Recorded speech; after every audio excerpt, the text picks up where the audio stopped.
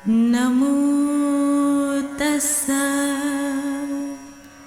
भगवतो अरहतो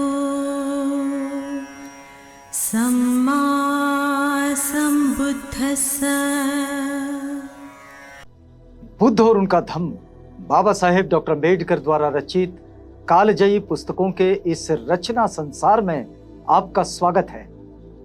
आप जानते हैं कि इस समय हम लोग बाबा साहेब डॉक्टर अम्बेडकर द्वारा मूल रूप से अंग्रेजी में रचित ग्रंथ द बुद्ध एंड हिज धम्मा, इसका ये हिंदी अनुवाद आप तक पहुंचा रहे हैं। और ये जो हिंदी अनुवाद है, ये हिंदी अनुवाद डॉक्टर भदंत आनंद कौशल्यायन जी का है। तो आइए इस कड़ी में आगे बढ़ते हैं।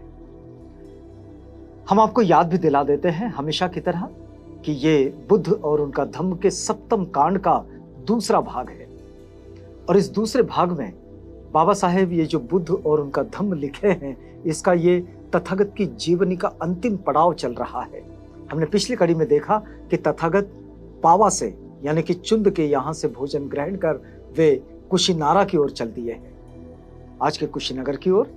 तो आगे की कहानी यहां से शुरू होती है। बाबा साहेब लिखते हैं, तथागत बुद्ध थोड़ी ही दूर चले थे कि उन्हें विश्राम की आवश्यकता अनुभव हुई। मतलब साफ है कि जो उन्हें शारीरिक तकलीफ हो रही थी, उनकी तबीयत कुछ ठीक नहीं थी, रक्तस्राव भी हो रहा था, तो उन्होंने विश्राम की आवश्यकता महसूस की और रास्ते में ही वे सड़क से एक ओर हटकर एक वृक्ष की छाया में जा बैठे। चलते चलते ही वे एक वृक्ष की छाया में जाकर बैठे और आनंद से कहा, आनंद, संघाटी की तह लगाकर बिछा दो, थका हूं, कुछ देर विश्राम करूंगा। आनंद से कहा कि आनंद, संघाटी जो है उसकी तह लगाकर बिछा दो।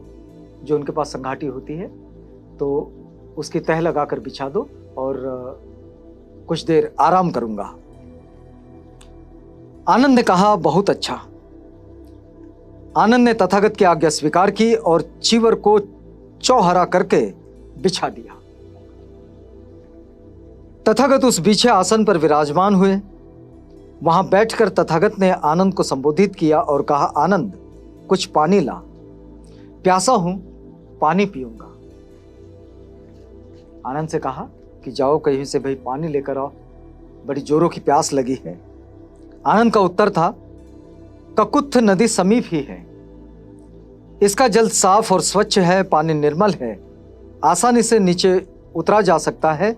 वहां भगवान बुद्ध चले, पानी भी पी लें और हाथ मुंह भी धो लें। इस जलाशय का जल साफ नहीं, गंदला है। आनंद ने कहा कि ये जो ककुत्थ नदी है ये बिल्कुल समीप ही है, चलिए वहां चलते हैं, वहां मुंह हाथ भी धो लीजिए, थोड़ा अच्छा लगेगा, और वहीं पर पानी भी पी लीजिए क्योंकि वहां का पानी अच्छा है। ये जो जलाशय है पास में, ये इस जलाशय का पानी कंदला है, अच्छा नहीं है। तो तथागत का शरीर इतना दुर्बल हो गया था कि वे वहां तक चल न सकते थे, वह पास के जलाशय के पानी से ही संतुष्ट थे। तथागत वहां तक भी नहीं चल पा रहे थे, इतने वे थक गए थे। आनंद पानी लाए और तथागत ने पी लिया। कुछ देर विश्राम करके भिक्षु संघ सहित तथागत ककुत्थ नदी पर पहुंचे। कुछ देर उन्होंने आराम किया वहीं पर, वही जो गदला पानी था उसे पी लिया और फिर वहां से वे आगे बढ़े ककुत्थ नदी के पास। वहां पहुंचकर वे पानी में उतरे, स्नान किया, जलपान किया, फिर दूसरी ओर बाहर आकर वे आम्रवन की ओर बढ़े। ककुत्थ नदी को पार कर दिया, ककुत्थ नदी में उतरे तो वहां स्नान भी किया, जलपान भी किया। वहां पहुंचकर उन्होंने आनंद को फिर आज्ञा दी, उनका चिवर बिछा दे। कहा, थका हूं, लेटूंगा। आम्रवन पहुंचकर आज्ञा अनुसार चिवर बिछा दिया गया और तथागत ने उस पर विश्राम किया। थोड़ी देर बाद विश्राम कर चुके तो तथागत उठे और आनंद से कहा, आनंद, हम मल्लों के शालवन में चलें। आम्रवन से मल्लों के शालवन की ओर वे चल दिए। ये हिरण्यवती के दूसरे किनारे पर कुशीनारा का उपवन है। ये हिरण्यवती के दूसरे किनारे पर है और ये कुशीनारा का ही यानी कुशीनगर का एक उपवन है। वहां पहुंचकर तथागत ने आनंद से फिर कहा, आनंद, इन जोड़े शाल वृक्षों के बीच मेरी संगाठी बिछा दो।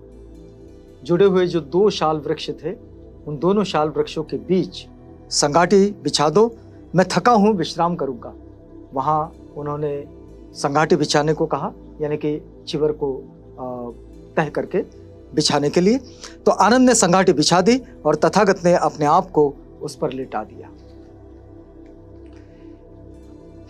इस तरह कुशीनारा के उपवन तक तथागत पहुंचे हैं।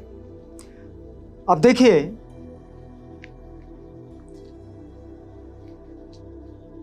यहां ये जो अध्याय है ये समाप्त करते हैं बाबा साहेब, और इसका तीसरा भाग शुरू करते हैं। और तीसरे भाग को शीर्षक देते हैं महापरिनिर्वाण। इस अध्याय को शुरू करते हैं बाबा साहेब। लिखते हैं कि एक समय तथागत बुद्ध शाक्यों में चारिका कर रहे थे। उस समय वे धनुर्धारी नामक शाक्य परिवार के आम्रवन में ठहरे हुए थे। और उस समय पावा में निगंठनाथ पुत्र यानी कि महावीर का देहांत हुए थोड़ा ही समय हुआ था। पावा में महावीर का देहांत हुआ था, इसको थोड़ा ही समय हुआ था। और उनकी मृत्यु पर निर्गंथ यानी कि जैन लोगों में आपस में झगड़ा हो गया था। वे 2 दलों में विभक्त होकर परस्पर एक दूसरे को शब्द रूपी बाणों से बीनने लगे थे। अब चुंद श्रामणेर पावा में वर्षावास समाप्त कर आनंद स्थविर से मिलने आया और उसने सूचना दी, निगंठनाथ पुत्र का अभी अभी पावा में शरीरांत हो गया है। उसकी मृत्यु हो जाने पर निर्गंथ लोगों ने आपस में झगड़ा हो गया। वे 2 दलों में विभक्त हो गए, एक दूसरे को परस्पर शब्द रूपी बाणों से बीनते हैं। इसका कारण यह है कि उनका कोई शास्ता नहीं रहा। देखिएगा, जब तक निगंठनाथ थे तो उनके शास्ता थे। शास्ता के जाते ही, उनके देह त्याग करते ही उनमें 2 गूंठ हो गए और दोनों गूंठ एक दूसरे के साथ लड़ने लगे, शब्द बाणों से एक दूसरे को बीनने लगे। चुंद ने ये बात आकर आनंद स्थविर से कही। तब आनंद स्थविर ने कहा, चुंद, ये तथागत के ध्यान में लाने लायक एक महत्वपूर्ण विषय है। आनंद कहते हैं कि चुंद, ये तथागत के ध्यान में लाने लायक एक महत्वपूर्ण विषय है, चलो हम उनके पास चलें और ये बात बता दें। उनके पास चलकर इस बात को बता देना चाहिए। तो चुंद ने कहा, बहुत अच्छा। तब आनंद और चुंद दोनों मिलकर तथागत के पास पहुंचे और अभिवादन कर तथागत को निगंठनाथ पुत्र की मृत्यु की सूचना दी और साथ ही आग्रहपूर्वक निवेदन किया कि तथागत अपना कोई उत्तराधिकारी नियुक्त कर दें।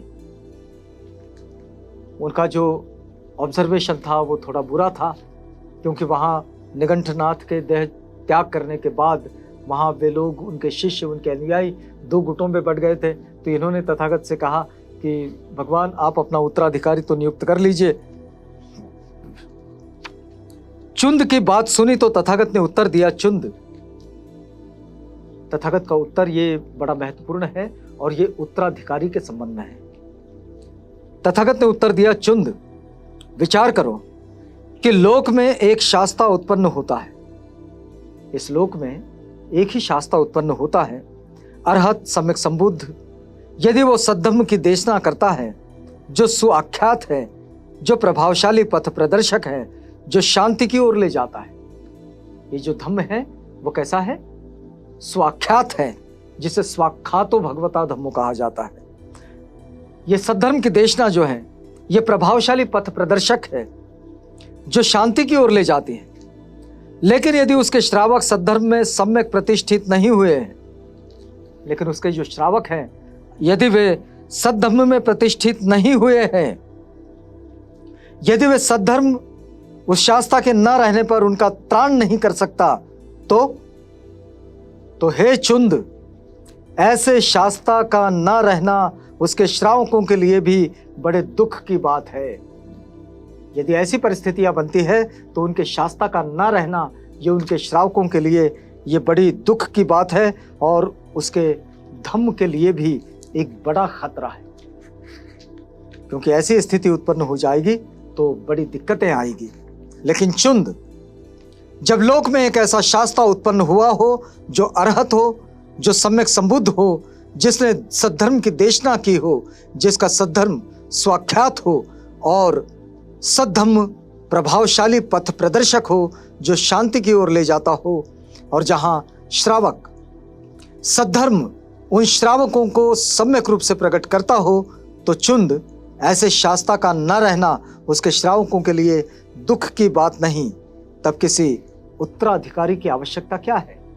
तथागत कहते हैं, अरे जब तथागत ने अपने शास्ता ने, जो अरहत है, सम्यक संबुद्ध है, उसने कोई विचार दिया है, कोई बात समझाई है, कोई वचन सिखाया है और वो सुआख्यात है, पथ प्रदर्शक है, तो फिर शास्ता के ना होने पर भी उन्हें परेशान होने की क्या जरूरत है? किसी उत्तराधिकारी की क्या जरूरत है?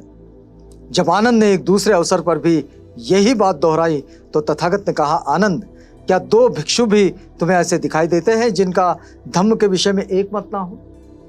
तथागत ने स्वयं पूछा आनंद से कि आनंद बताओ, क्या तुम ऐसे कोई 2 भिक्षु देखते हो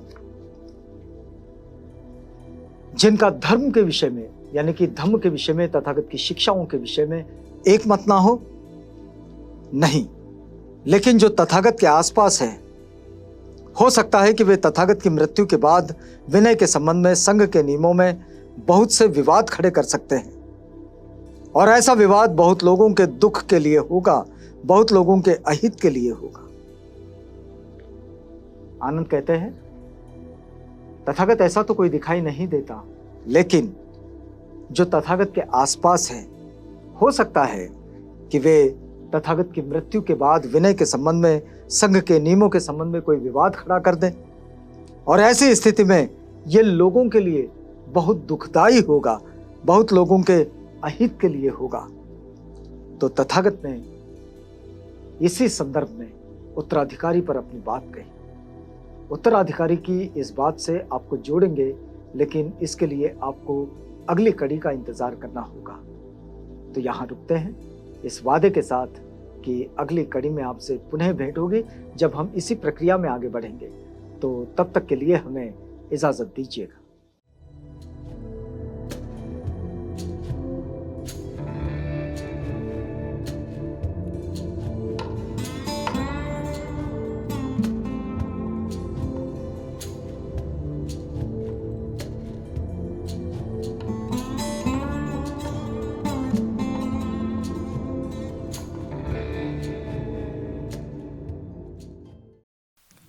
बुद्ध और उनका धम्म।